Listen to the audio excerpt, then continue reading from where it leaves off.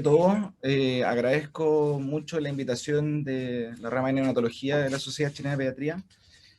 Tengo un vínculo muy cercano con la neonatología, sé muy bien el cariño, el amor, el esfuerzo que dejan día a día en su trabajo, así que para mí es un honor estar compartiendo con ustedes esta mañana y agradezco nuevamente la invitación. Vamos a hablar brevemente sobre embarazo y COVID en una UCI de adultos, sobre todo una visión más bien descriptiva, y en base a esto vamos a tomar un caso clínico que para nosotros fue bastante emblemático para tratar de redondear las ideas generales. Algo nuevamente más bien descriptivo. Vamos a partir al principio hablando brevemente sobre la epidemiología nacional y local del COVID. Vamos a hablar después algunas particularidades que hemos vivido y diferencia entre la primera y la segunda ola. Y finalmente vamos a analizar bastante someramente el caso clínico. Este es el reporte diario, esto es de ahora muy fresquito del reporte diario de coronavirus. Y lo que más quiero resaltar en esta diapositiva es ver cómo se ve la evolución de las camas UCI habilitadas en el país. Se ve claramente el primer pic el año pasado, a mediados de julio, y cómo luego bajó, y nuevamente a principios de abril, mayo, tuvimos un doble pic, por decirlo de alguna forma. Nos parece, hemos conversado que fue un pic dentro del segundo pic. Al principio bajó, tuvimos ciertas esperanzas, pero volvió a subir, y claramente peor que el año pasado. En esta imagen se ve como en la barra más azul son los días con más camas UCI habilitadas en la primera ola en julio del año pasado, y en celeste más oscurito se ve como la cantidad superó por creces la cantidad habilitada de camas UCI en relación a la primera ola. Llegamos a las más de las 4.500 camas UCI habilitadas en mayo de este año. Esto que es una realidad nacional, en esta diapositiva también se ve claramente la diferencia y cómo alcanzamos más de 4.000 pacientes y camas de UCI en el país. Esto que es nacional, a nivel local también lo vivimos. El Barro Luco tenía, previo a la pandemia, 21 camas de UCI, y en la primera ola nos prácticamente cuadriplicamos a tener 84 camas de UCI, y en la segunda ola llegamos a prácticamente quintuplicar esa cantidad. Actualmente tenemos 111 camas de UCI funcionando. Claramente, las últimas 2 o 3 semanas ha disminuido bruscamente la cantidad de pacientes COVID, lo cual ha sido una muy buena cosa. Ha bajado la sobrecarga asistencial, los equipos han podido empezar a tomar ciertos descansos. Sin embargo, en forma paralela están subiendo los pacientes no COVID, sobre todo patología cardiovascular descompensada, muchos infartos, mucho accidente cerebrovascular, trauma, así que la ocupación, si bien de COVID, ha ido disminuyendo, la ocupación de pacientes no COVID está aumentando con creces, así que seguimos con el sistema bastante al límite. Sin embargo, mirando hacia un mes atrás, esto ha disminuido un montón. ¿Y por qué esto ha sido súper importante? Nosotros, de nuevo, quintuplicamos nuestras camas de UCI, y si vemos en esta imagen, se ven los egresos hospitalarios de pacientes COVID de UCI. Esta diapositiva me la facilitó el doctor Castillo, encargado de las camas críticas del MinSal, y se ven como los principales hospitales del país, entre esos el Barro Luco es el hospital que ha tenido más pacientes en UCI, al menos hasta octubre del año pasado, y eso se vio similar durante lo que va de año. Así que hemos tenido muchos pacientes COVID, tuvimos que aumentar mucho nuestra capacidad, y nuevamente esto gracias a los equipos médicos, enfermeras, técnicos, que va a ser una constante dentro de la presentación, agradecer a los equipos por todo lo que hemos podido hacer. Eso es más bien en general, cómo tuvimos que crecer a nivel país, y en la UCI del Hospital Barros Luco pasamos de 21 a 111 camas, y eso es un reflejo de la realidad nacional. ¿Qué hay con la embarazada y COVID? Aprovecho esta imagen de un paper de la semana pasada de Intensive Care, donde se ve el apego en embarazada y COVID, algo que esperamos poder hacer también en algún momento, en general, no solo en COVID. ¿Qué hemos visto? Aprovechando que hay gente del Hospital San José, este paper del equipo de ginecobstetricia del Hospital San José, en relación a la primera ola del año pasado. Estos son datos que obtuvieron ellos, aproximadamente 460 embarazadas que tuvieron con COVID entre abril y agosto del año pasado. Se ve como ellos tuvieron 26 pacientes embarazadas con COVID en la UCI, y de ellas 13 estuvieron en ventilación mecánica invasiva. Un porcentaje bastante bajo, si uno lo ve de cierta forma, 2.8% de pacientes que tuvieron ventilación mecánica invasiva. Eso en el Barros Luco el año pasado fue más o menos similar, tuvimos menos pacientes en ventilación mecánica. Nos aprovechamos de cierta tecnología también robada desde la neonatología y desde el mundo de la pediatría, que son las cánulas nasales de alto flujo, que hace algunos años en adultos ha tenido cierto crecimiento, pero en COVID nos ha salvado un montón en fallas respiratorias hipoxémicas, que hemos logrado quizás frenar ciertos mecanismos fisiopatológicos de evolución. La primera ola, de las 6 pacientes embarazadas que tuvimos en nuestras 2 UCI principales, 5 estuvieron con cánula nasal de alto flujo y zafaron de la ventilación mecánica invasiva, y una de ellas estuvo en ventilación mecánica invasiva en 2 periodos, fracasó una extubación y hubo que volver a intubarla, estuvo más o menos 2 semanas en ventilación mecánica. Eso fue en la primera ola del año pasado. Sin embargo, este año, en este reporte de la Sociedad Chilena de Ginecobstetricia, se ve cómo los porcentajes variaron, y variaron en forma significativa. De 386 embarazadas con COVID hospitalizadas, el 30% de ellas estuvo en una UCI, y de ellas prácticamente el 60% estuvo en ventilación mecánica. Así que la epidemiología cambió, tuvimos muchas pacientes en ventilación mecánica. En el Barros Luco en particular, de nuevo, estos son datos de nuestras 2 principales UCIs, tuvimos 19 pacientes embarazadas en la UCI, y esta vez prácticamente el 70% de ellas estuvieron en ventilación mecánica invasiva. 2 pacientes estuvieron en ECMO, y lamentablemente estas 19 pacientes, 2 pacientes fallecieron. Esto llevó a tener altos cambios, y tuvimos cosas que nunca habíamos tenido en la UCI, como por ejemplo un parto en la UCI. Estas son imágenes de febrero de este año, una paciente embarazada en ventilación mecánica, en la cual hubo que hacer un parto literalmente emergencia, cuando las chiquillas técnicos le estaban haciendo de aseo, vieron que la paciente estaba prácticamente coronando, así que en forma muy rápida se activó llamados telefónicos entre colegas. En esta diapositiva se ve el equipo de UCI, por un lado, manejando el ventilador mecánico, viendo la hemodinamia, haciéndolas de anestesista casi. El equipo de ginecobstetricia, liderado por la doctora Lorca.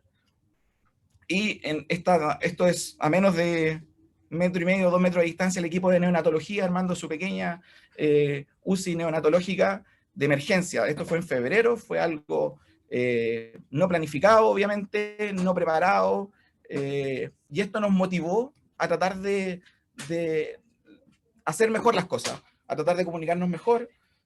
Tuvimos un par de reuniones clínicas donde analizamos este caso. Lamentablemente el neonato falleció precozmente, así que nos juntamos, tratamos de hacer mejores cosas para estar preparados, asumiendo que esto iba a repetirse. Esto fue en febrero, como les digo, muy al principio de esta segunda ola, y nos llevó a armar 2 protocolos, liderados nuevamente por la doctora Lorca de ginecobstetricia, protocolos sobre el manejo de la embarazada con COVID, y un protocolo sobre atención del parto fuera de ginecobstetricia. Así que esto nos llevó a estar mejor preparados para otras circunstancias, una circunstancia que lamentablemente tuvimos, y que es el caso clínico que les voy a comentar ahora como parte final de esta presentación. Se trata de una mujer de 30 años, de nacionalidad venezolana, dentista, hija de un colega anestesiólogo. Primigesta, estaba cursando un embarazo de 26 más 6 semanas, y ella consultó por un cuadro clínico de aproximadamente 1 semana de evolución, caracterizado por síntomas respiratorios altos, rinorrea, un poco de tos, que rápidamente evolucionó con disnea al principio de esfuerzo y luego hasta el reposo. Se hizo un test, una PCR para COVID-19, que resultó positivo el día 9 de abril, y 4 días después de la PCR positiva ingresó al Hospital Barros Luco en regulares condiciones generales, taquipneica, taquicárdica, saturando 88% ambiente. Se apoyó con oxigenoterapia inicial, luego con cánula nasal de alto flujo a tope, 60 litros por minuto y FIO al 100, y tuvo una muy buena respuesta dentro de las primeras 48 horas. Disminuyó su trabajo respiratorio, disminuyó la taquipnea, disminuyó la taquicardia, ella sentía menos disnea, y la oxigenación se logró mantener. Sin embargo, 2 días después, comenzó con una disnea mayor, asociado a mayor taquipnea, uso de musculatura accesoria, respiración paradojal, retracciones supraclaviculares, y una hipoxemia severa, lo cual llevó a intubación orotraqueal y ventilación mecánica invasiva. No se describe ningún incidente en la intubación, sin embargo, pese a la intubación y presión positiva, la paciente evolucionó con una hipoxemia severa. Esta es la radiografía post-intubación. Voy a nombrar solo los hallazgos más destacados, pero probablemente ustedes los van a ver también. Se ven infiltrados difusos, bilaterales, condensantes, algunos más periféricos, muy característicos de COVID, pero además se ve harto enfisema subcutáneo. El tubo aquí se ve un poco insinuado hacia la bronquiofuente derecho, y también se ve aire subdiafragmático, que era más bien probablemente este enfisema subcutáneo que estaba traduciendo algún compromiso de vía aérea o de pulmón. Las condiciones de la paciente eran críticas, estaba saturando 70 pese a la ventilación mecánica, se interpretó que estaba haciendo neumotórax bilateral, se hicieron punciones de emergencia para tratar de drenar los neumotórax, sin embargo la saturación no subía más de 85, 80, llamamos al equipo de cirugía que rápidamente instaló pleurostomías bilaterales, con lo cual se logró cierto repunte de la oxigenación hasta no más de 86%. Activamos todos los protocolos que les conversamos recién. El equipo de neonatología vino, el equipo de ginecobstetricia, verificaron los latidos cardiofetales que estaban muy bajos, 80 si mal no recuerdo. Así que se realizó una cesárea de urgencia en la misma UCI. No me voy a referir, obviamente, a la parte neonatológica, sino que me voy a enfocar netamente al manejo de la paciente. Post-pleurostomía tenemos esta imagen, los pulmones expandidos, están las pleurostomías instaladas, pero lo que más llama la atención es, además del severo compromiso parenquimatoso pulmonar, infiltrados bilaterales, este extenso enfisema subcutáneo. Pese a esto, pese a la ventilación mecánica, pese a ya haber disminuido la presión intraabdominal en relación a haber hecho la cesárea, no hubo ni un incidente en relación a la cesárea, no hubo sangrado significativo, la parte hemodinámica se mantuvo más bien estable. Sin embargo, la paciente evolucionó con una hipoxemia muy severa, PAFI cercana a 50-60, una mecánica pulmonar muy restrictiva, tenía compliance cercana a 10 o 15, con volúmenes corrientes muy bajos, 4 ml, 3,5 ml, tenía presiones de distensión sobre 25-30, asociado a acidosis respiratoria severa. En ese contexto, decidimos como equipo conectarla a soporte ventilatorio extracorpóreo, así que la canulamos a ECMO. Aquí está una foto del equipo de canulación de ECMO, liderado por el doctor Castillo, el doctor Pairumani, y yo abajo también pinchando algunas cositas. Logramos canular a esta chiquilla sin ningún incidente, tras lo cual, obviamente, la parte de oxigenación y hemodinamia se estabilizaron, rápidamente bajó la taquicardia, se logró mantener oxigenaciones apropiadas. Sin embargo, el pulmón lo dejamos en reposo pulmonar. Esta es la radiografía post-canulación. Se ven las cánulas de ECMO, la yugular y la femoral, bien posicionadas con el extenso enfisema que ya conversamos. Ya a las 24 horas ya de tener a la paciente en reposo pulmonar, se ve como el enfisema subcutáneo ha ido disminuyendo, sin embargo se mantiene el extenso compromiso parenquimatoso. Realizamos un TAC después de que la situación ya estaba más controlada, 48 horas después,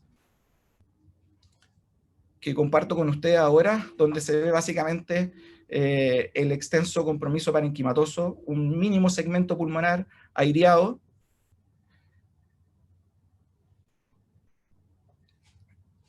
Eso es todo lo que tenía de pulmón esta chiquilla, nada más. Ventilaba solamente la vía aérea prácticamente, asociado a neumotórax persistente, un poco de derrame pleural bilateral, en fin, una paciente muy compleja. 3 días después, una radiografía de control donde se ve exactamente lo mismo, neumomediastino, todo el volumen que le estaba entrando a esta niña probablemente estaba yendo para allá, pero el pulmón, los pulmones en forma bilateral prácticamente hepatizados. Esto es solamente para que vean cómo estaba en reposo pulmonar, en presión control, en cuasi apnea, donde el volumen corriente que lograba entrar con un diferencial de presión de 15 centímetros de agua son solamente 50 ml, una compliance extraordinariamente disminuida para una paciente de aproximadamente unos 1,60 m. Dentro de su evolución, intentando mejorar y optimizar la ventilación, realizamos una fibrobroncoscopía y con lo que nos encontramos, además de muchas secreciones, fue una lesión traqueal. Si lo observan en la pared, aquí se ve hacia arriba, en la pared posterior de la tráquea.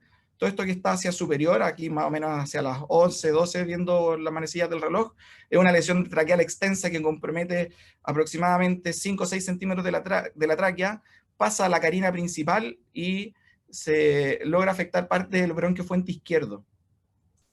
Una muy, muy severa lesión traqueal que no nos quedó nunca claro por qué fue. La intubación se describe sin incidente. Sí hay reportes varios reportes de lesiones traqueales en relación al CAF, en relación a la posición prono, sobre todo en COVID.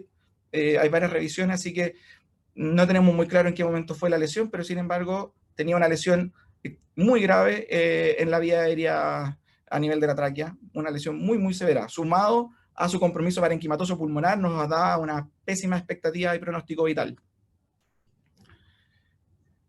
TAC, más o menos concomitante con la lesión traqueal, esto ya es 10 días después de iniciar la ventilación mecánica, donde se ve derrame pleural bilateral, un poquito más de parénquima pulmonar hacia el pulmón derecho, pero nuevamente ambos pulmones hepatizados prácticamente. Tras el lavado bronquialveolar, se logró limpiar en cierta forma el pulmón derecho y lo que definimos como equipo fue tratar de, como la lesión traqueal iba desde la carina, desde la tráquea y parte del pulmón, de la tráquea principal del bronquio fuente izquierdo, desplazamos el tubo hacia el bronquio fuente derecho, sacrificando en cierta forma la ventilación de ese lado. La paciente estaba en así que eso no era mayor problema, desde el punto de vista de la oxigenación y ventilación al menos, para tratar de cuidar esta lesión y darle reposo y que no tuviera compromiso secundario a la presión del ventilador mecánico. Y logramos, en cierta forma, expandir el pulmón derecho después de varias lavados bronquialveolares, pero obviamente el pulmón izquierdo fue el que más sufrió. Aquí se ve como el pulmón derecho se ve prácticamente expandido de a poquito, con mucha paciencia. Sin embargo, en estos días tuvimos varias complicaciones en relación a la vía aérea superior.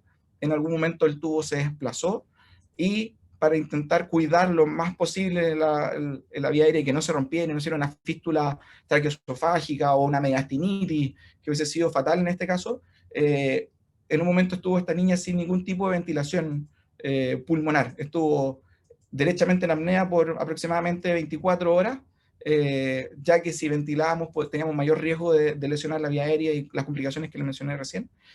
Y en este contexto se evaluó junto con el equipo de cirugía tórax y el equipo de UCI del hospital del tórax y se solicitó el traslado a dicho centro para poder instalar una prótesis endotraqueal, prestación que en nuestro hospital no podemos hacer, una prestación que necesita experiencia y expertise en ningún mejor lugar para poder hacer lo que es el Instituto del Tórax. Así que en estas condiciones, esta chiquilla se fue para allá, le instalaron la prótesis, se alcanza a ver, no sé si se verán ahí los puntos guía de la prótesis, y ya pudiendo ventilar el pulmón izquierdo, además se ve cómo expande en forma bien significativa. La paciente seguía en ECMO, obviamente. Requirió muchos lavados bronquialveolares, muchas intervenciones diarias por el equipo de cirugía tórax del hospital, del tórax, y con paciencia, con trabajo en equipo, con equipo multidisciplinario y multicéntrico, se logró una evolución favorable. El 19 de mayo se logró decanular del ECMO, el 31 de mayo se logró extubar y el 22 de junio tuvo el alta hospitalaria. Ella, la Verónica, estas imágenes que voy a mostrar a continuación son con su autorización. Una chiquilla que nos hizo mucho sufrir como equipo, pero que logró tener una evolución favorable nuevamente gracias a todo el trabajo multidisciplinario de la gente de nuestro hospital y del hospital del tórax. Este es su bebé, probablemente la conocen mucho mejor que yo, el equipo de neonatología del Hospital Barros Luco. Se ve muy tranquila, pero también tuvo complicaciones obvias de un recién nacido prematuro. Y finalmente se logró juntar con sus papás después de que ya la Verónica se fue de alta. Bueno, agradezco nuevamente la oportunidad de poder presentar en esta reunión. Para mí es un verdadero honor y no puedo dejar de pasar la oportunidad de agradecer a todo nuestro equipo, a la doctora Lorca de Ginecobstetricia, jefa de unidad de parto y preparto, que ha estado muy al pendiente de la embarazada de este hospital, a la doctora Guerra de neonatología, con quien tuvimos comunicación directa después del primer parto en la UCI. Hicimos reuniones clínicas, tratamos de trabajar lo mejor posible en aras de dar la mejor atención posible a nuestros pacientes. Al equipo de UCI, de neonatología, de ginecobstetricia de nuestro hospital, al equipo del Hospital del Tórax y a todo el equipo del Barros Luco y del sistema de salud, en verdad, desde los auxiliares de servicio, el personal de aseo, enfermería, técnicos, paramédicos, kinesiólogos, médicos, todos son parte de un tremendo equipo que siguen dando la pelea. Ha bajado mucho, hemos podido descansar los últimos días. Sin embargo, llevamos un año y medio con mucho estrés, con mucha sobrecarga asistencial, y sin el equipo detrás, casos como el de la Verónica no serían posibles. Eso es todo. Muchas gracias por su atención. Bien, doctor Santi, enorme, tremendo el esfuerzo, el trabajo en equipo, el liderazgo. Así que felicitaciones a todos ustedes por el tremendo logro. Así que... Muchas gracias. Yo también le quería dar las gracias al doctor Santi sobre todo la presentación. La verdad que para mí ver en la parte obstetricia intensivo y esta expresión humana también de cómo expresar el caso, la verdad que lo agradezco mucho porque creo que es súper importante que todos los equipos también no perdamos esa conexión entre la familia, la madre y todo, ¿ya? Así que la verdad que muchas gracias, muy clarito, y gracias por la presentación. A Paulina, creo que ahí quiere... Sí. Hola, ¿qué tal? Me sumo a las felicitaciones y los agradecimientos por la presentación. La verdad es que han sido tiempos bien complejos y sobre todo que en esta como segunda ola hemos visto, por lo menos acá en la UC, aparición de más embarazadas con COVID positivo y probablemente los casos más graves. Nosotros también tenemos por lo menos una mamá fallecida, entonces... claro, quizá tú no manejas las cifras, pero yo tenía dos preguntas. Una, si se está manejando cuál ha sido la cifra de fallecimientos maternos relacionados a COVID, si tenemos alguna estadística de eso. Y la segunda era preguntarte más en tu rol como de intensivista, ¿cuál ha sido el criterio que han utilizado para la interrupción del embarazo en el caso de las mamás COVID? Porque ahí se genera...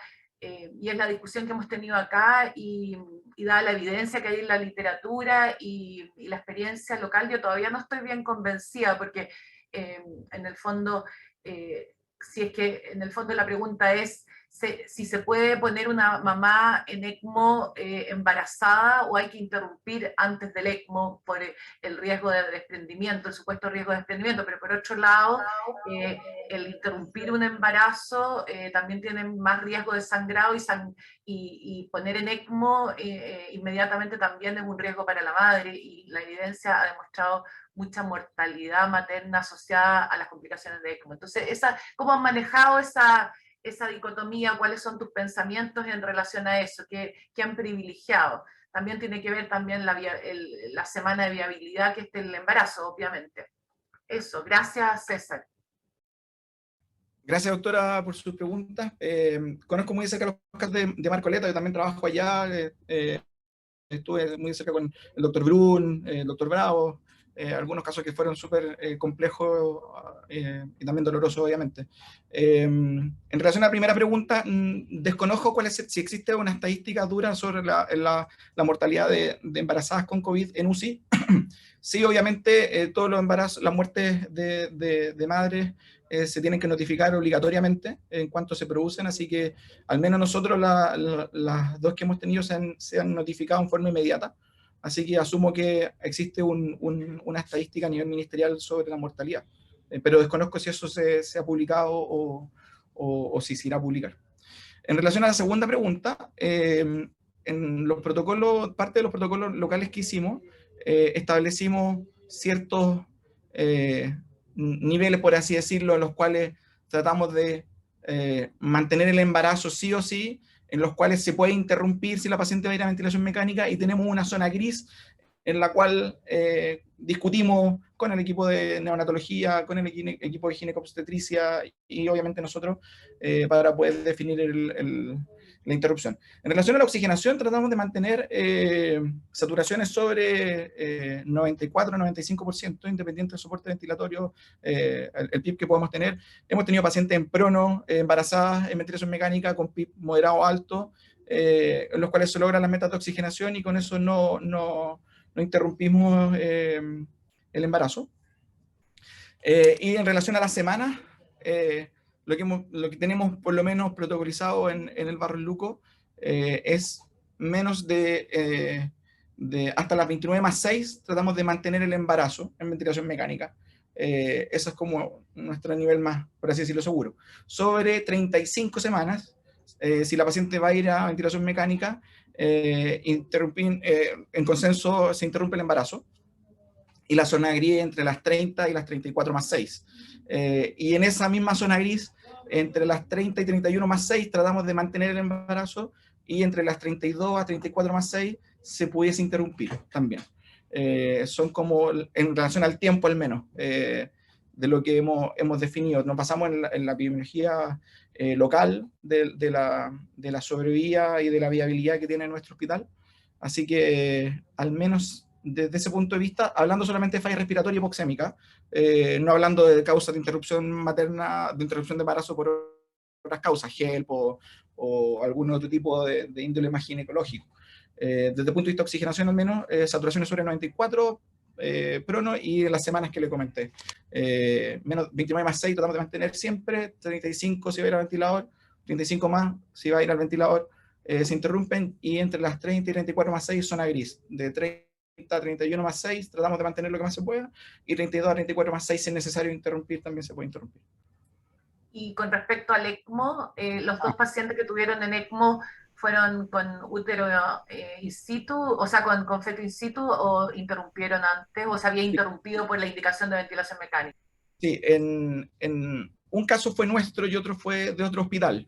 En el caso nuestro, el de la Verónica, se interrumpió el embarazo porque estaba en una hipoxemia severa con riesgo para el neonato inmediato. Y después de eso fue a ECMO porque la paciente tenía una hipoxemia severa. Fue muy rápida su evolución en esta chiquilla, no fue como los casos de Marcoleta, en los cuales han estado un poco más de tiempo en ventilación mecánica. Esta niña cayó al ventilador a las 5 de la mañana, y a las 12 del día la estábamos canulando, y a las 8 de la mañana se interrumpió el parto. Entonces, en práctica, en menos de 12 horas, la paciente cayó al ventilador, se interrumpió el embarazo y la canulamos. Entonces, fue una evolución un poco distinta a las que tienen un poco más de tiempo en ventilación mecánica. En Colombia hay reportes en Cali, donde yo al menos sé, por lo que he conversado con el doctor Alejandro Brun, jefe del departamento de intensivo de la Cato, es donde tienen más experiencia en pacientes embarazadas en ECMO, y efectivamente algunas las mantienen embarazadas en ECMO.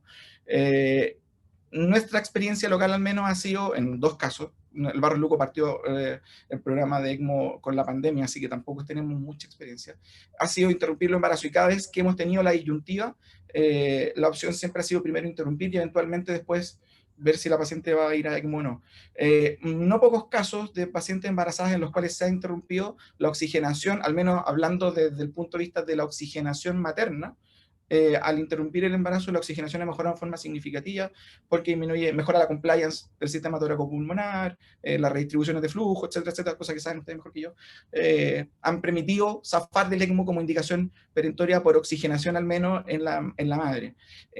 No tengo experiencia en relación al ECMO con pacientes con el embarazo in situ, como mencionó usted, pero sí sé que en Colombia se hace y al parecer tiene buenos resultados. Es un tema muy controversial. Y en el centro uno de los centros donde más experiencia hay en ECMO en Chile, que probablemente Clínica Las Condes con más experiencia, y después el Hospital Clínico de la Católica, al menos allá en la mayoría de los casos se prefirió interrumpir y después conectar a ECMO. Ok, bueno, tenemos que ver si estos niños hacen después lesiones o no. Nosotros tenemos una guaguita de la mamá que fue a ECMO y se interrumpió antes, y todavía no cumple las 40 semanas para hacerle la resonancia, y en la eco tiene una hiperrefringencia y un sangrado caudotalámico antiguo, como que es preparto en el fondo. Así que hay que hacer ese seguimiento también. Muchas gracias, César. Muchas Bien, gracias. doctora, gracias a usted. Bien, gracias, doctora Tosso, César. Vamos a continuar entonces con la reunión, ahora con la doctora Yanina Izquierdo, que nos va a hablar un poco el tema de las vacunas y COVID de embarazo. Buenos días a todos, ¿cómo están? Gracias por la invitación, Juan Pablo, y a toda la rama de neonatología de la SUCHIPE. Vamos a pasar, no sé si ven mi pantalla, ¿sí? Sí. Ahí. Bueno, vamos a pasar en un fondo de esta realidad a prevención, a ver cómo podríamos evitar un poco estos desenlaces que fueron cada vez aumentando. Y la verdad que la gravedad, yo creo que a todos tenemos esa sensación de que en la primera fase de la pandemia nosotros hacíamos tamizaje, ¿no es cierto?, para buscar las madres asintomáticas, y en la segunda fase nos llegaban las madres graves, y desde la mirada neonatal, los pacientes prematuros graves, ¿no es cierto?, en nuestra unidad de neonatología. Entonces, aquí dejo mis conflictos de interés para esta presentación. Y en cuanto a los contenidos, un poco el doctor Santi ya comentó el COVID en el embarazo, y yo le pongo un check, pero quiero recalcar en el fondo esta sensación, ¿no es cierto? Esta sensación de que nos cambió el paradigma, de que teníamos madres asintomáticas, que estábamos el año pasado, ¿no es cierto?, en la discusión de que apego o no apego, que si separamos o no separamos a la madre, y la verdad que en general la sensación para todos era que la madre era una madre asintomática, que tenía un poco de cefalea leve, ¿no es cierto?, y que no tenía mayor cantidad de síntomas graves. Y se iban con su mamá, los recién nacidos, sin mayor problema. Pero yo no sé si fue cosa de tiempo, ¿no es cierto?, de número, de cambio en el nicho de la infección viral al bajar las edades, pero tuvimos este cambio y este aumento de casos severos. Entonces, luego de COVID vamos a hablar un poco, bueno, de vacunación en general en el embarazo. Vamos a ver los datos de seguridad e inmunogenicidad de la vacuna de COVID en la embarazada y cómo podría esto proteger al recién nacido, tanto a través de traspasos de anticuerpos maternos o a través de la lactancia materna. Estos son los datos contestando un poco la pregunta de la doctora del reporte epidemiológico de gestantes COVID que salió ayer, y reporta desde el inicio de la pandemia, la semana epidemiológica 9 hasta la 25 de este año, y esto es 27 de junio. Tenemos en total hasta el 27 de junio 1.800 casos de COVID a nivel nacional, donde 0,9, cerca del 1% son gestantes entre 15 y 49 años de edad, con una mediana de 29 años, donde se concentra más en el segundo o tercer trimestre de embarazo, y los principales síntomas en general son cefalea, 49%, tos y mialgia, parecido a la población general. Un 25% requirieron hospitalización de las embarazadas, 3,8 en UCI y 14 fallecidas. Esos son los datos hasta el 27 de junio del reporte epidemiológico. Y con una letalidad que se mantiene similar con el resto del mundo, bajo el 1%, o sea, bajo el 0,08% en general. Pero da la sensación, como comentábamos antes, que esto aumentó en gravedad, y por lo tanto hay que hacer algo en cuanto a prevención. Y sabemos también que el grupo de mayor riesgo dentro de las embarazadas, si uno tuviese que elegir cuáles hay que ir a mirar mejor, son aquellas de edad mayor de 35-40 años, con obesidad, con un índice de masa corporal sobre 30 y la presencia de comorbilidades. Entonces, ¿qué aprendimos desde el inicio de la pandemia hasta ahora? Es que la infección por SARS-CoV-2 es más severa que en la no embarazada. Esto es un estudio grande, es un metaanálisis, en el cual se compararon embarazadas con COVID con no embarazadas, y claramente está dado que hay un aumento de ingreso a UCI, aumento de ventilación invasiva y aumento de ECMO. Y si comparamos las embarazadas con COVID, con el grupo de embarazada no COVID, aumenta aún incluso las causas de mortalidad, a mucho mayor el ingreso a UCI y de parto prematuro. Y en cuanto a los outcomes perinatales, existe más mortinato, 2,8 de riesgo relativo, y aumento de ingreso a UCI neonatal de esos recién nacidos. Por lo tanto, no parece ser tan leve como pensábamos inicialmente, y sí existe mayor riesgo en este grupo de pacientes. Entonces, uno se pregunta, ¿cuándo debo yo vacunar a una embarazada en general? Cuando tengo, y estas son las 4 grandes respuestas que se han discutido mucho en cuanto a estudio en vacunación, y la principal es que cuando la madre, o en el fondo esta mujer tiene un alto riesgo de exposición a la enfermedad, que podríamos decir, bueno, aquellos que son personal de salud, o que trabajan con público, ¿no es cierto?, tienen mayor riesgo de exposición. Cuando la infección tiene un alto riesgo para la embarazada, ¿ya? Y esto se extrapola también, por ejemplo, a otros coronavirus o a otras enfermedades, influenza, por ejemplo. O cuando tiene un alto riesgo para el feto. Y cuando obviamente existe una vacuna que sea segura y disponible. Entonces, si nosotros analizamos esto en relación a COVID, vemos que al inicio de la pandemia teníamos una percepción de riesgo que era baja, ¿cierto? Con un riesgo de vacuna que era mayor, porque estábamos recién iniciando el camino de vacunas en COVID. Pero actualmente, ya en 2021, ¿no es cierto?, el riesgo de la percepción y con evidencia es que tenemos mayor riesgo en la enfermedad y con un riesgo de vacuna con datos cada vez más recientes de que es menor. Por lo tanto, la balanza se va hacia vacunar, ¿cierto? Pero contarles un poco que la historia de vacunación en la embarazada, esto no es nuevo, absolutamente no. Y se inicia incluso con viruela en 1879, donde se empezó la vacunación materna. Luego seguimos con tétano y con otras enfermedades como fiebre amarilla, polio. Y desde los años 90 hay ya más de 130 millones de mujeres vacunadas para evitar el tétano neonatal. Existe también lo que nos cambió el paradigma de la influenza en el 2009, donde se hace también una vacunación de emergencia para poder, y autorización de emergencia para poder vacunar y disminuir el riesgo tanto en la madre, que tenía más riesgo de influenza, como en su recién nacido. Y también coqueluche. Y en el fondo reforzar que en general los estudios de vacuna no ocurren habitualmente en embarazadas, no se hacen en embarazadas ni en mujeres lactando, y se hacen siempre en adultos sanos, y luego se hace una evaluación en aquellas que se vacunaron de forma accidental y estaban embarazadas.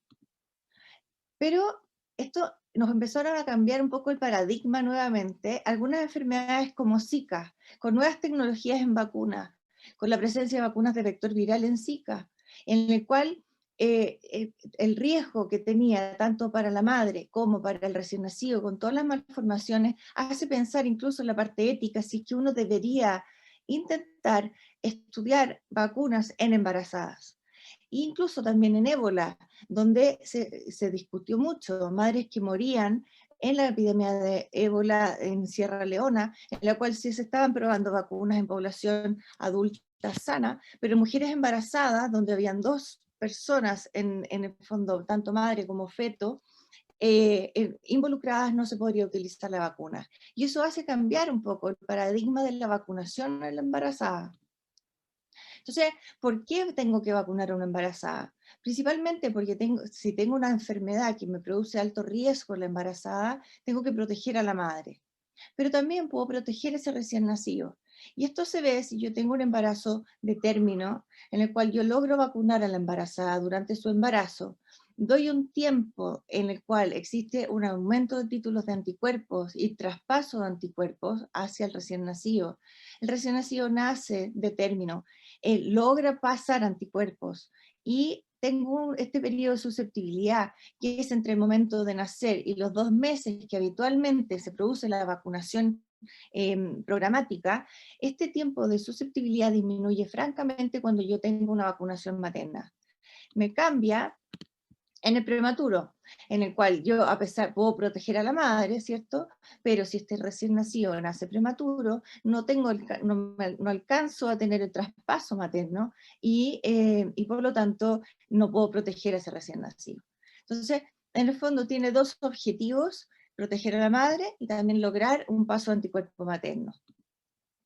Esto está claramente demostrado en vacunas que tenemos incorporadas en nuestro Programa Nacional de Inmunizaciones, como Coqueluche, en el cual vacunamos a las embarazadas desde las 28 semanas, y se ha observado en distintos reportes en que tiene una efectividad de la vacuna de sobre el 91% para la protección, donde el foco es el menor de 3 meses, y se observa en esta línea azul la incidencia de Coqueluche, en la cual uno con la vacunación en la embarazada logra disminuir francamente las tasas de Coqueluche en el lactante menor, ¿sí? Con eficacias que son cercanas al 91% en la protección.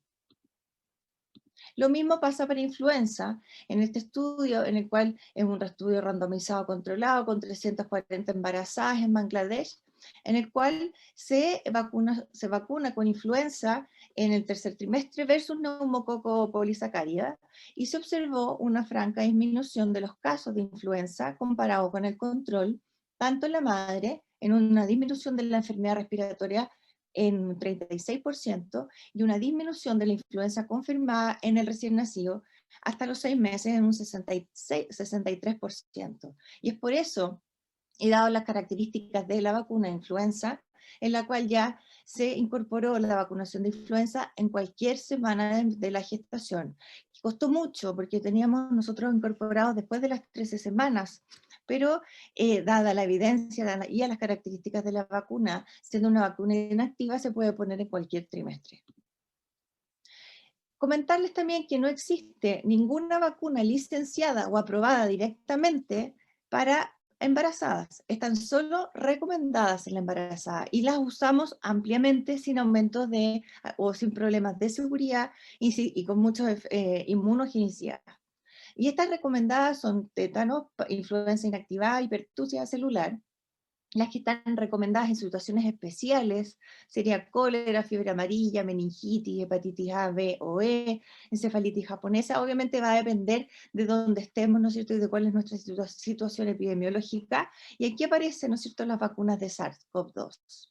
Y las vacunas contraindicadas son las vacunas vivas, ¿ya? En las cuales sí puede haber una replicación del agente infeccioso incorporado a la vacuna y tener alteraciones de seguridad en el el feto y recién nacido. Por lo tanto, con todo lo que hemos visto, el riesgo de la enfermedad va una tendencia al aumento con los riesgos de la vacuna, que les voy a comentar qué vacunas tenemos disponibles y qué evidencia existe ahora tanto en seguridad como en inmunogenicidad de las vacunas. Entonces, se han planteado estas vacunas de emergencia, y fue influenza, como les comentaba, en el 2009, ébola experimental y actualmente COVID. Entonces, ¿qué vacunas tenemos para COVID? Brevemente les voy a comentar que hay distintas tecnologías, esto ya se ha conversado mucho, ¿no es cierto? Han habido muchas webinars al respecto, pero comentar un poco, y es un resumen de las tecnologías, que es a través de RNA mensajero, que es este trozo de RNA, en la cual está envuelto en este manto de nanopartículas lipídicas, y esta tecnología de RNA mensajero son la vacuna de Pfizer, que tenemos en el país, las que tiene la banderita son las que tenemos disponibles, con una eficacia de cerca del 91%, con 2 dosis separadas de 21 hasta 28 días, en Chile en 28 días. En los mapitas están los países donde está disponible la vacuna, y tenemos también las fases, ¿no es cierto? Fase 2, fase 3, ya estamos en fases combinadas. En Moderna no está disponible en nuestro país, con eficacia sobre el 90%, también 2 dosis. Las vacunas de vector viral, en la cual es con un virus inactivo, en el cual hay un transporte de material, en el cual tenemos la vacuna de AstraZeneca, que sí está disponible, con eficacia de un 76%, la vacuna de CanSino, que también está disponible en el país, eficacia de 65%, y de Johnson Johnson, de 72%, 68% en Brasil y 64% en Sudáfrica. Esto, recordar que las eficacias en general están informadas para enfermedad en general, y siempre si uno lo analiza en enfermedad severa, en hospitalización, las eficacias son aún mayores. Y lo que nosotros queremos evitar son casos como el que tuvimos, ¿no es cierto?, de esta enfermedad grave. Hay otras que todavía no están disponibles en el país, pero son los fragmentos proteicos como Novavax, que ya están en fase 3, con eficacia cercana al 90%, y las de virus inactivado con adyuvante como es Sinovac, que tiene eficacias cercanas al 50-60%, y ya tenemos datos nacionales que se los voy a mostrar después de la eficacia actual en Chile. Ahí todas son aprobadas en fase 3. Por lo tanto, tenemos bastante variedad de vacunas. Ha sido impresionante cómo ha ido aumentando las tecnologías y la cantidad de vacunas y estudios en el último tiempo. Y un poco, y traté de hacerles una tabla resumen en cuanto a las vacunas que tenemos disponibles, la tecnología, que ya se las comenté, cuáles son sus propiedades, recalcar que no es replicativa ninguna de las vacunas disponibles, cuáles son los efectos o los datos indirectos en seguridad que hay en animales, porque no habían datos previos, ¿no es cierto?, en humanos, pero sí se habían probado, ¿no es cierto?, por ejemplo, vacuna de vector viral ya desde el año 2017 con Zika, ya se había probado en ratones gestantes y no había habido problemas ni de embriotoxicidad fetal ni postnatal, y la verdad es que tenían datos bastante adecuados también para Pfizer-BioNTech, para vector viral de AstraZeneca, también en ratones gestantes, y para Janssen. Las vacunas de Coronavac o Sinovac son vacunas inactivadas que son ampliamente utilizadas, como es la vacuna influenza. Podría haber alguna preocupación en cuanto al adyuvante que utiliza Sinovac, que es hidróxido de aluminio, pero que la verdad se utiliza mucho en otras vacunas que también se han usado en el embarazo y no ha tenido efectos en cuanto a alteraciones en cuanto a seguridad, que es como la vacuna de VPH, de hepatitis B, de TPA, incluso la vacuna de BRS en la embarazada. O sea, en general, la vacuna Sinovac o las vacunas inactivadas son ampliamente utilizadas en el embarazo y no han habido mayor problema. Y en cuanto a los datos de seguridad de embarazada, hay este reporte grande que les voy a comentar. Para AstraZeneca no hay datos todavía. Para Janssen está un estudio que está empezando en clinical trials en embarazada, y para Sinovac todavía tampoco hay datos, y creo que Chile es un país que tiene una gran oportunidad de tener datos en cuanto a seguridad en ese aspecto, porque somos uno de los países con mayor vacunación con vacuna Sinovac. Si uno analiza los datos de vacunación accidental en el embarazo, la verdad es que los eventos que se han reportado son muy bajos, y si uno lo compara con la población control de eventos, no es que aumenten los casos ni de pérdida de aborto, así que la verdad es que no hay mayor complicación al respecto.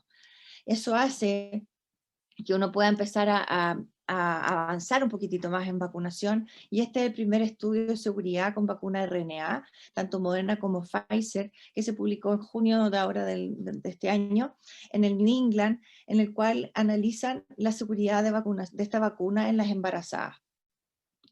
Y ellos la verdad que tienen una forma muy interesante de poder analizar los eventos adversos de vacunación, y está dado por una aplicación que se llama BeSafe, que se baja en los celulares, y la persona vacunada ingresa sus datos de seguridad, ya tanto eventos adversos locales o sistémicos, y más aquellos que requieran una atención médica, que serían en el fondo los equivalentes a nuestros ESAVI, ¿ya?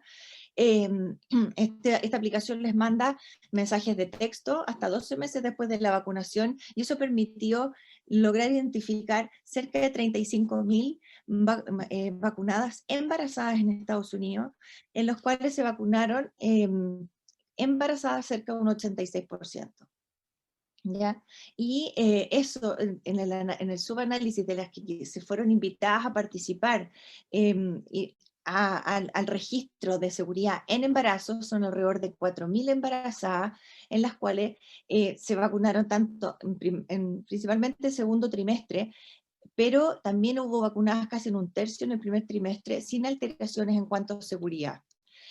No hubo diferencias en el outcome tanto del embarazo ni tampoco neonatal, de las que reportaron reportaron finalizar el embarazo o terminar con el embarazo. Hubo 827 mujeres que reportaron y 104 pérdidas que fueron en el primer trimestre antes de las 13 semanas. Pero este 12% es equivalente a los datos publicados previamente de aborto espontáneo.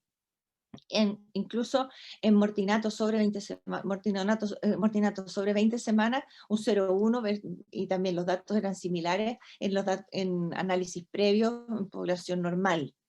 En cuanto a parto prematuro, también parece lo mismo, no hay un aumento de parto prematuro con la vacuna, ni tampoco pequeños para la gestacional, ni anomalías congénitas. Y de estos 16 pacientes que tuvieron anomalías congénitas, ninguna de esas mujeres fueron vacunadas en el primer trimestre. Por lo tanto, tampoco se podría atribuir causalidad, y tampoco es diferente a lo que pasa con la población general. Y no hubo muertes neonatales en las mujeres que reportaron tener no hubo en las que reportaron en la vacunación. Por lo tanto, los datos en este gran estudio son que hay seguridad en la vacunación. En cuanto a los síntomas maternos, el principal síntoma fue el dolor en el sitio de punción. En el azul son las embarazadas, el celestito en las no embarazadas, y no hay gran diferencia entre los grupos, ni con Moderna ni con Pfizer. Sí se ve un aumento de fiebre con la segunda dosis de Pfizer, pero se ve tanto en la no embarazada como en la embarazada, y no hay grandes diferencias, como les comentaba. Por lo tanto, seguridad, estamos bien. El principal limitación que obviamente tiene este estudio es que es un autorreporte, y obviamente los autorreportes pueden haber algunas deficiencias, pero tiene un análisis de más de 4.000, o sea, cerca de 4.000 embarazadas. En general, y un poco es lo que nos ha pasado con la pandemia, que hemos ido cambiando en el tiempo. A medida que va apareciendo más información, hemos ido cambiando nuestras recomendaciones, y es por eso de repente que al inicio de la pandemia, en diciembre del 2020, cuando se aprueba por la FDA, aprueba una vacuna para uso en embarazadas, la vacuna con RNA mensajero, y plantean discutirlo con el médico tratante, que no tiene mayor contraindicaciones especiales, y van apareciendo nuevas nuevas indicaciones. Por ejemplo, algunos decían, la CIP, que es de Comité Asesor de Vacunación, decía inicialmente solamente en las personas de mayor riesgo, y después ya lo recomiendan en abril del 2021 a todas las embarazadas. Aparecen warning, ¿no es cierto?, con la vacuna de Johnson & Johnson, por estos eventos de trombocitopenia trombótica, que hace más difícil, ¿no es cierto?, pensar en vacunar con esta vacuna, principalmente considerando que el embarazo puede ser una situación protrombótica, y vamos a poner una vacuna que ha tenido algunos reportes que son escasos, pero están. Entonces, aparecen warning, aparecen recomendaciones nuevas, y es por eso que también en las recomendaciones nacionales se ha ido avanzando en el tiempo y se ha podido ir vacunando cada vez más, ¿ya? Pero en general recomiendas vacunas de RNA, y el principal mensaje es discutirlo con la paciente, pero tampoco no entorpecer la vacunación si la madre quiere vacunarse. Y en cuanto en el fondo, a la vacunación a nivel mundial, vemos que los verdecitos son los que están recomendados para todas. En Chile está permitido, ¿no es cierto?, y con algunas especificaciones, ¿ya? Y todavía tenemos 41 pacientes en donde no está recomendado. Puede ser también en que hay que considerar que las vacunas que mayor estudios tienen son las vacunas de RNA mensajero, y no en todos los países está disponible, ¿no es cierto?, la vacunación con RNA mensajero.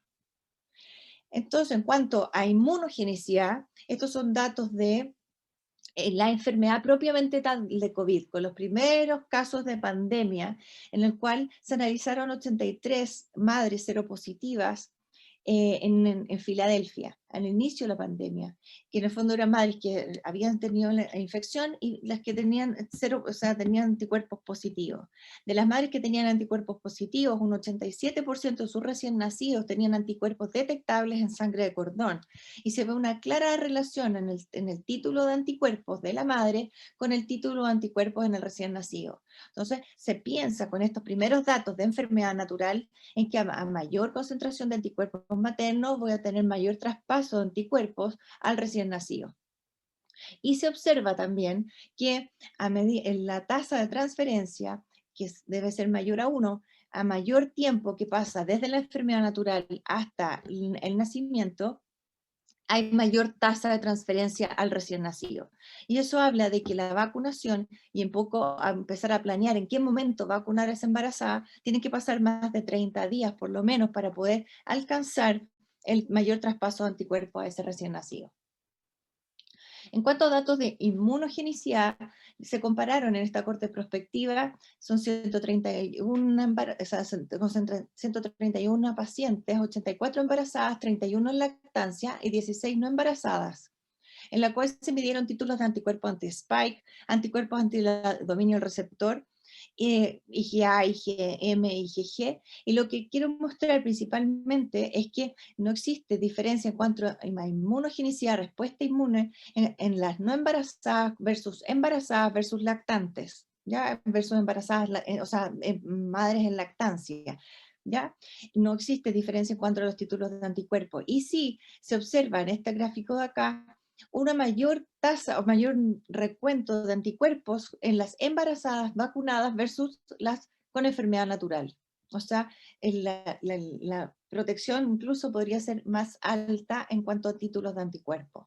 Y se observa lo mismo tanto en inmunogenicidad, o sea, en respuesta humoral y celular en este otro estudio de 103 pacientes, 30 embarazadas, 16 en lactancia y 57 no embarazadas, en las cuales se compararon los anticuerpos neutralizantes de no embarazadas y lactancia, que son todas similares, versus las infectadas, que nuevamente también tienen tasas de anticuerpos más bajas. Y se detectaron anticuerpos neutralizantes tanto en sangre de cordón como en leche materna. También hubo, un poco pasando a leche materna, un poco de preocupación si es que esta nueva vacuna, tipo de vacunación o plataforma en la cual es con RNA mensajero podría pasar a través de la leche materna. La verdad es que está claramente demostrado de que no. Este es un reporte pequeño, pero de 7 mujeres que estaban en lactancia y que tomaron muestras de leche materna recolectada en distintos horarios, o distintos tiempos, entre 4 y 48 horas después de la vacunación, y se comparó con un control con leche materna inoculada con vacuna. Y se observa que la tasa de detección, tanto en leche, se midió en distintas partes, tanto en el sobrenadante como el contenido más graso de la leche materna, y la verdad que todos estaban bajo el límite de detección comparado con los controles. Por lo tanto, no debe haber preocupación en cuanto al paso de este RNA. Si es que hubiese teóricamente algún paso, sería inactivado por el contenido gástrico de ese lactante y por lo tanto no hay que suspender la lactancia materna. Y en cuanto a los beneficios o al paso de anticuerpos, en 84 mujeres lactando, vacunadas durante lactancia, que eran mujeres personal de salud, en lo cual se tomaron títulos de anticuerpos, tanto IgA como IgG en leche materna, y se observó que hay un aumento de IgA después de la primera dosis de un 61%, y que aumenta después de la segunda dosis de hasta un 86% en leche materna.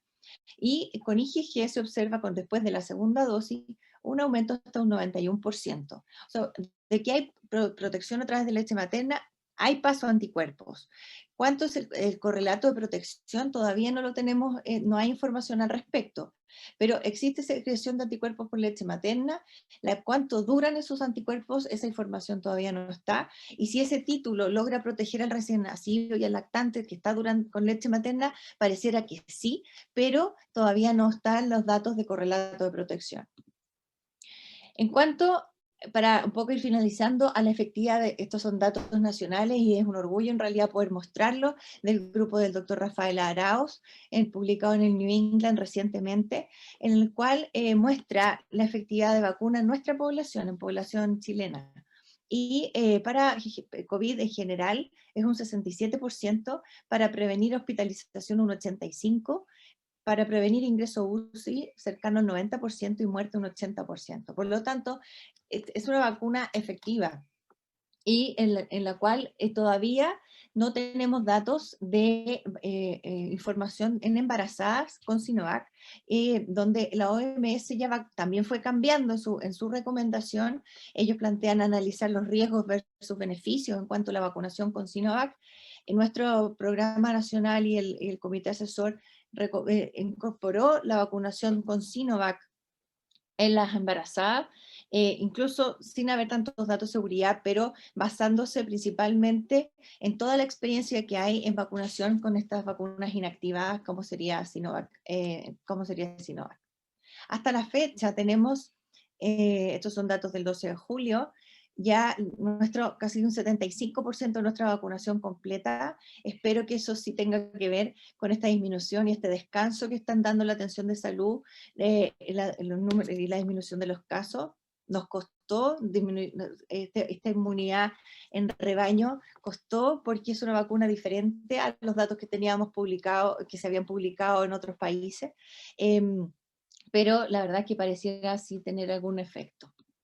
En cuanto en lo que la recomendación nacional, esto se incorporó ya a fines de abril, la vacunación en la embarazada, y a fines de junio había cerca de 18.000 embarazadas vacunadas, en lo cual hay que balancear, y la recomendación es balancear los beneficios versus riesgos. La verdad que los riesgos cada vez más, a mi parecer, parecen ser mayores, y los beneficios también mayores para la embarazada. Por lo tanto, mi postura es poder recomendar fuertemente la vacunación en la embarazada.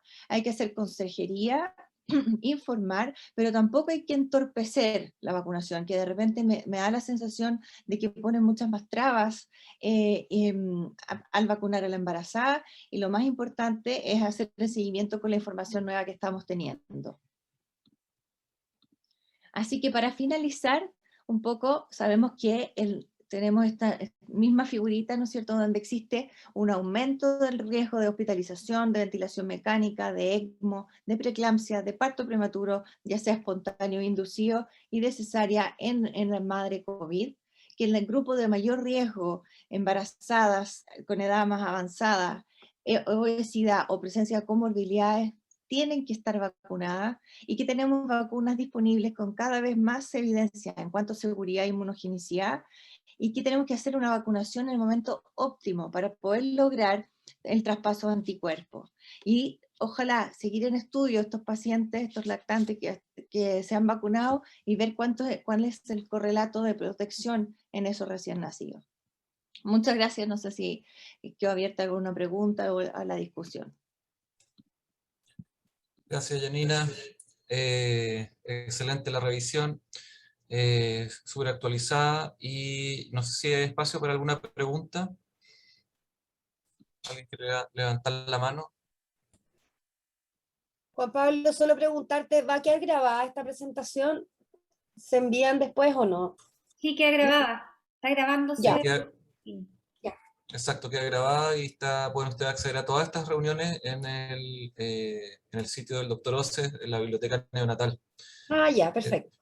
Así que ahí va a estar toda esta info, que es harto. Obviamente lo que presentó la Janina es mucho para digerir de una sola vez, pero tremendo, súper completo. Y bueno, no me queda más que agradecer al doctor Santi nuevamente por su tremendo esfuerzo, el trabajo en equipo. Bueno, y esto obviamente es claramente multidisciplinario, y necesitamos obviamente las vacunas también para poder salir de esto, ojalá lo antes posible. Caro, no sé si quiere decir algo más. Marta Mesa está... Ahí tienes tu micrófono abierto. Sí. Gracias. Quería preguntar con respecto al seguimiento del que está hablando la doctora. ¿Quién va a ser el encargado de hacer el seguimiento? Sí, la verdad es que no está claro que lo va a hacer. Sería ideal que haya un seguimiento. Me imagino que ahí mismo, o sea, tanto con los reportes de casos, de vacunación, pero debería haber, no está claro, al igual que yo creo que son todas cosas en desarrollo en cuanto a quién podría hacer este seguimiento de estas embarazadas que se están vacunando. Por lo menos en cuanto a reportes de casos adversos, severos, serios, como los ESAVI, no es que haya habido un aumento de casos de las pacientes vacunadas en ningún caso, pero del recién nacido sería súper interesante observarlos y seguirlos. No, yo no conozco, no sé si ustedes conocen, algún grupo que esté haciendo el seguimiento del recién nacido, del lactante menor hasta ahora. No lo he encontrado, no lo he visto. Y doctora, perdón, el momento oportuno, también me gustaría que lo aclarara. Ese momento Gracias. oportuno es lo ideal. Mira, en estudios en otras vacunas, por lo menos en vacuna BRS, que viene bastante avanzada, se piensa y se recomienda, si uno necesitamos tener por lo menos 2 dosis para tener una adecuada protección y un aumento de títulos de anticuerpos, deberíamos tener esta vacunación después de las 16, 17 semanas, para tener estas 4 semanas y el aumento de títulos de anticuerpos. Por lo menos 30 días de finalizada la vacunación antes del parto. Eso sería lo ideal. Ese es el tiempo oportuno que se ha demostrado con otras vacunas. Y es lo que está recomendado actualmente, después de las 16 semanas poner la vacunación para no tener ningún problema en cuanto a riesgos en el primer trimestre y dudas principalmente. Yo creo que lo más importante es poder reforzar la vacunación en la embarazada, porque ha costado, de repente hay más trabas en los vacunatorios, se han quejado los ginecólogos que mandan a vacunar y de repente la matrona o alguien le dice, perdón, no quiero ofender a ninguna matrona, pero en el fondo, o el personal del vacunatorio dice, no, pero ¿para qué te vas a vacunar? Y si todavía no hay datos, yo creo que cada vez hay más datos y hay datos de seguridad.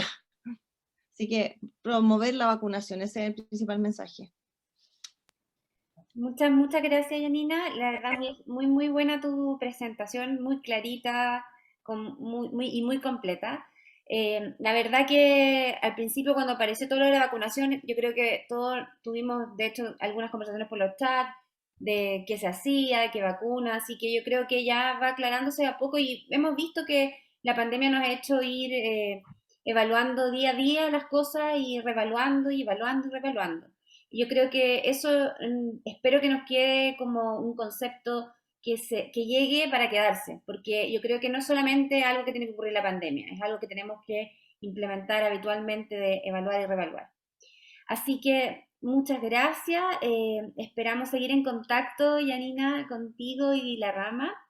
Creo que es sumamente importante contar con usted con nuestro trabajo neonatal. Así que muchas gracias al Hospital Barros Luco por las excelentes presentaciones que nos han dado. También al doctor Santis, también muchas gracias. Y gracias a toda la concurrencia que tuvimos hoy día, también de todas las regiones de Chile. Así que muchas gracias y esperamos verlos el próximo mes.